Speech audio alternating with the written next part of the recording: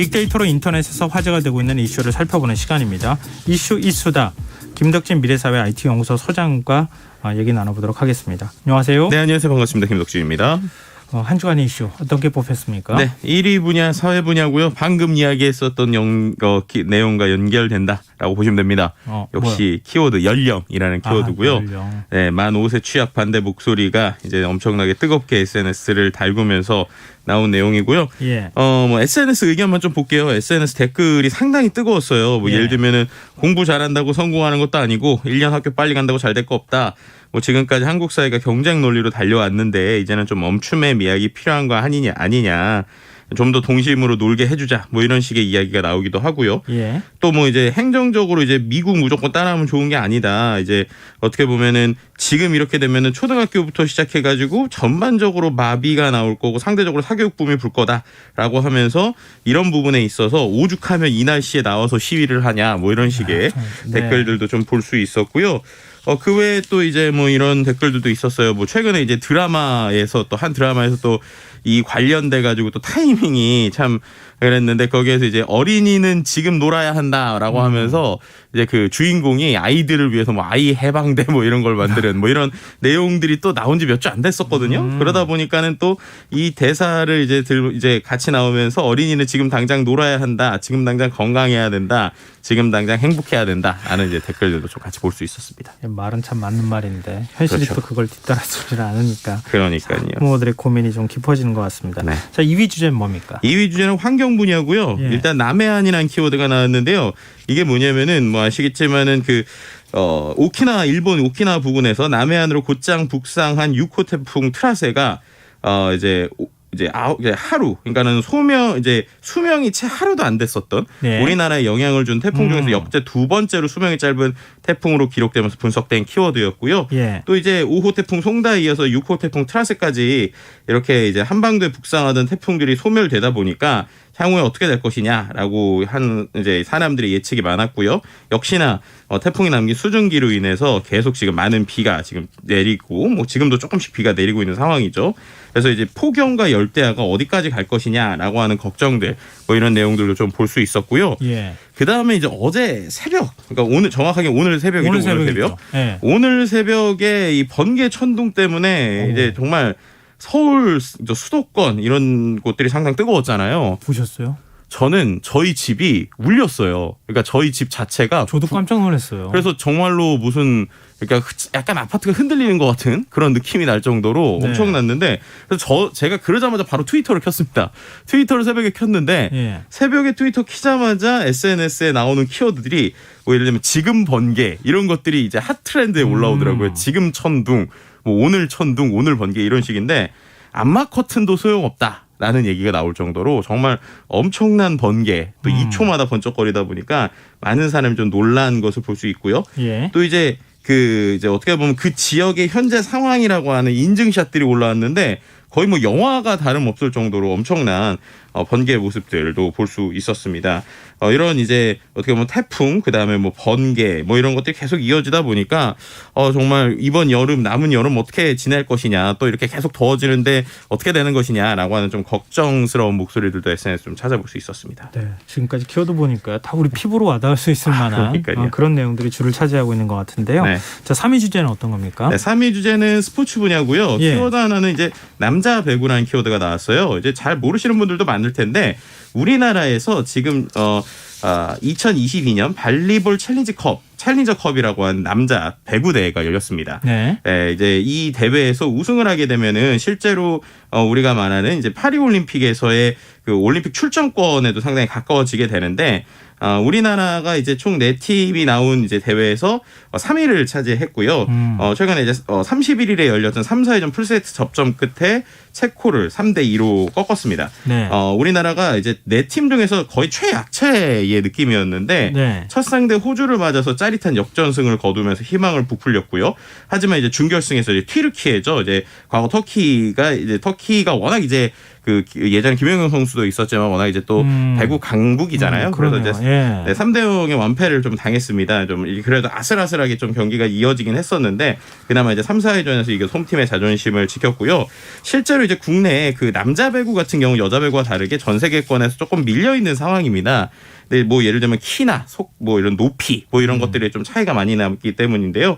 그럼에도 불구하고 이번에 어떤 세계 배구의 흐름을 확인했다라는 고무적인 것들, 또 어떻게 보면은 이제 감독의 이야기가 좀 많이 와닿았는데 네. 오히려 이럴 때일수록 우리가 계속 그 큰 경기를 많이 해봐야 된다. 강한 팀과 계속 붙어야 우리 선수들이 성장한다라는 얘기를 했고요. 이제 어떻게 보면 젊은 선수들, 차세대 에이스로 뽑히는 이제 임동혁 선수 같은 사람들을 이제 발굴해냈다라는 것에서 좀 의미를 가질 수 있었다고 볼 수 있을 것 같습니다.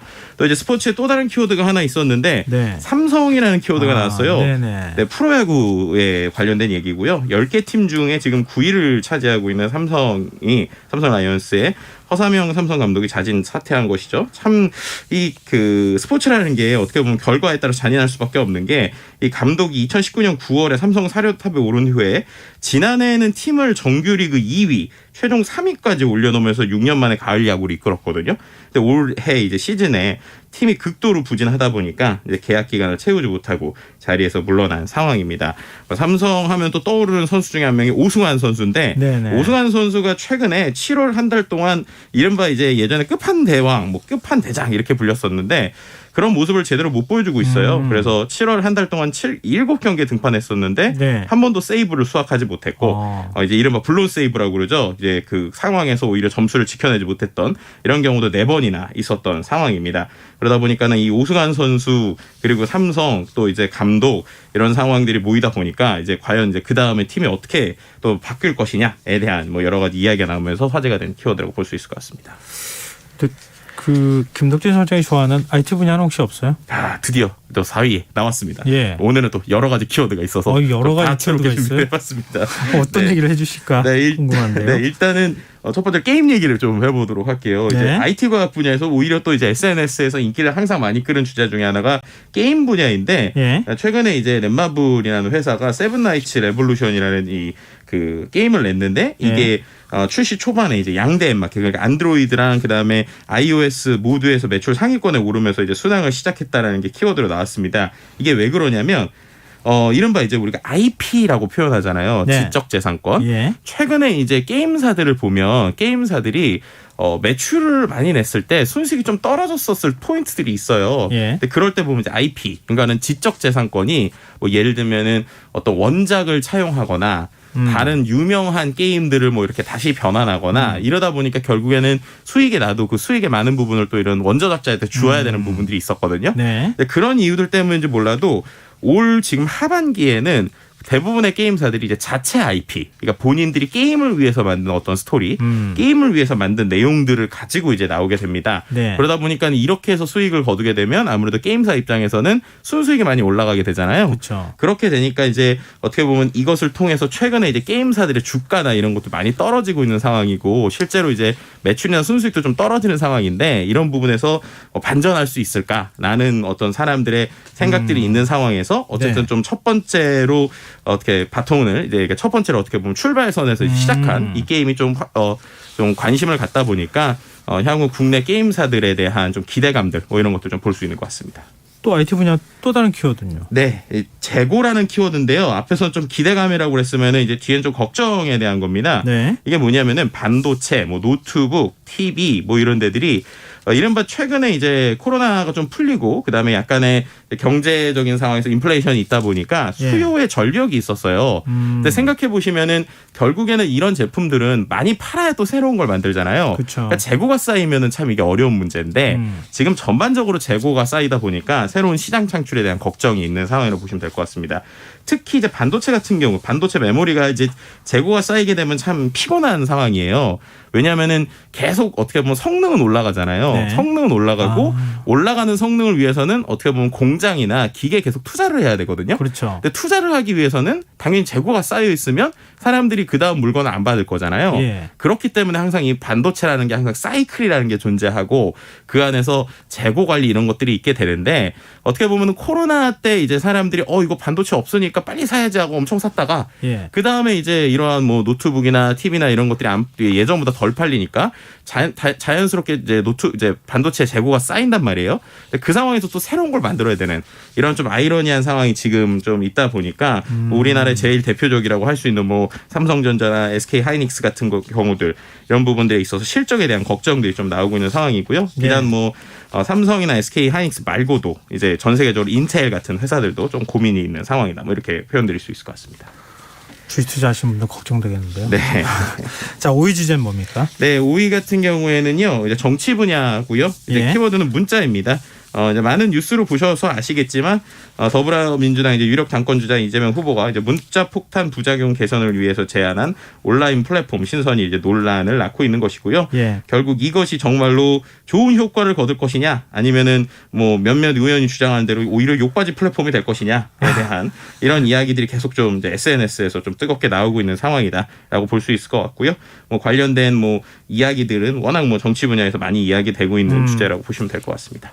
오늘 6위 주제도 있어요? 네, 6위도 좀 가져왔는데요. 6위는 경제 분야고요. 연방준비제도라는 키워드입니다. 아, 금리 때문에. 그렇죠. 이제 지난번도 말씀드렸지만 이제 우리나라의 모든 분들이 미국의 연방준비제도, 뭐 금리 이런 것들과 관심 가져야 되는 상황이 좀 안타까운 상황이라고 볼 수 있을 것 같고요. 예. 한미 기준금리 역전된 상황에서 또 최근에 페드 인사가 지금은 경기 침체인지 아닌지 신경 쓰지 않겠다. 인플레이션 낮추는 데 주력하겠다라는 발언이 있다 보니까 월요일부터 뉴욕 증시의 주요 지수가 하락 출발하는 이런 부분들 때문에 사람들이 좀 고민이 쌓이고 있는 상황이라고 볼 수 있을 것 같습니다. 9월에 자이언트 스텝 한 번 더 밟으면 완전히 금리 뭐 지금도 그렇지만 완전히 역전돼서 우리도 금리를 안 올릴 수가 없는 상황으로 가는 거 아니냐. 그럼 결국은 이제 가계부채 부담 때문에 우리도 힘들지 않겠어요? 그렇죠. 이제 그런 부분에서 이제 고민이 되는 상황이고, 그럼 이제 우리나라 어떻게 될 것인가, 또 이제 집 사시려고 고심하시는 분들, 저를 포함해서 이제 무주택자들은 항상 이 금리 오를 때마다 언제 사야 되지라는 고민을 또 여전히 하게 되는 것 같습니다. 왜 이렇게 걱정할 것만 많이 늘어나는지 모르겠습니다. 자, 오늘 이슈 이슈다 여기까지 하겠습니다. 지금까지 김덕진 미래사회연구소 소장과 IT연구소 소장과 함께했습니다. 고맙습니다. 네, 감사합니다.